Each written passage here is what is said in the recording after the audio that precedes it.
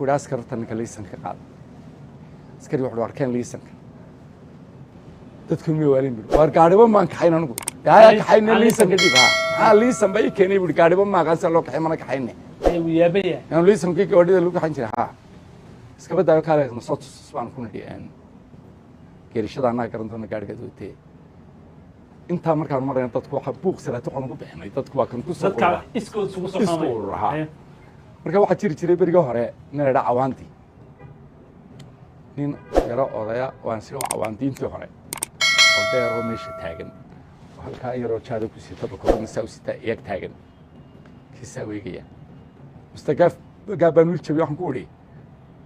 marka waxaan doonayaa waa kan ninkii la socday oo dad wadiga xagga hore ka nin dheer ba ha waa kan ninkii la socday inuu igu dhaado buuq siis raadmo mid ka wanaagsan buu intuu soo jeeday ninkan baa ku yiri ha qirani